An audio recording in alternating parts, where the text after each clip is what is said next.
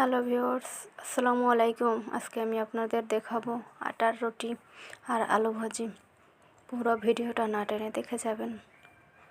প্রথমে একটা পাত্রে আটা নিয়ে নিলাম, গরম পানি করে একটু লবণ দিয়ে দিতে হবে। তারপর আটাটা দিয়ে ভালো করে নেড়ে চেড়ে সেদ্ধ করে নিতে হবে।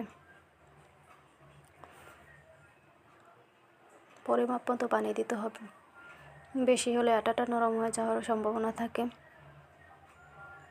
যে আমি নিয়েছি, হয়ে গেছে সেদ্ধ। যে এখন এটা আমি একটু মাখিয়ে নেব। যে এভাবে গোল গোল করে বানিয়ে নিতে হবে। এটা আপনারা সবাই জানেন, হয়তো সবাই বানাতে পারে, তাও বলছি যে আমি বানিয়ে নিচ্ছি। রুটি বেলে নিচ্ছি,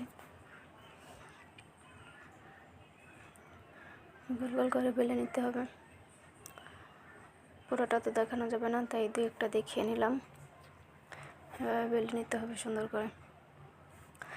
নতুন পেজ খুলছি, সবাই একটু পাশে থাকবেন। আপনারা আমার পাশে থাকবেন, আমিও আপনাদের পাশে থাকবো। এভাবেই তো সবাই অনেক আশা নিয়ে পেজগুলো খোলে। এই যে আলু নিয়ে নিলাম, আলুটা কেটে কুচি করে নিলাম। এই পেঁয়াজ কুচি করে নিলাম। আলুটা ভালো করে ধুয়ে নিতে হবে। রুটিটা ভেজে নিচ্ছি তাও গরম করে।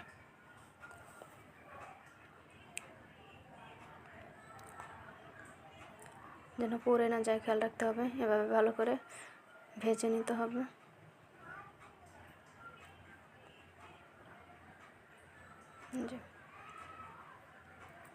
ভাজা হয়ে গেছে প্রায়। এভাবে পুরোটা রুটি ভেজে নিতে হবে। এখন আলুটা বসিয়ে দিই। আলুটা ভাজি করে ফেলতে হবে। তেল দিয়ে দিলাম একটা কড়াইতে, পেঁয়াজ কুচি, 2-3টে শুকনো মরিচ দিয়ে দিলাম, একটু জিরা দিলাম। জিরাটা দিলে ঘ্রাণটা ভালো আসে। যে আলুগুলো দিয়ে তেলের উপরে একটু নেড়ে চেড়ে নিতে হবে। তারপর একটু হলুদ গুঁড়ো দিতে হবে, লবণ দিতে হবে, ভালো করে নেড়ে চেড়ে নিতে হবে। মরিচটা দিতে প্রথমে ভুলে গেছিলাম, একটু মরিচ গুঁড়ো দিতে হবে। হ্যাঁ, এই যে ঢাকনা দিয়ে ঢেকে অল্প আছে। যে আমার মেয়েকেও একটু দেখিয়ে দিলাম, সেও রুটি বানাচ্ছে বসে বসে আমার মতো। একটু ধনেপাতা দিয়ে নেড়ে চেড়ে ভালো করে ভাজিটা হয়ে গেল। এই যে হ্যালো ভিউয়ার্স, আসসালামু আলাইকুম। আজকে আমি আপনাদের দেখাবো আটার রুটি আর আলু ভাজি। পুরো ভিডিওটা না টেনে দেখে যাবেন।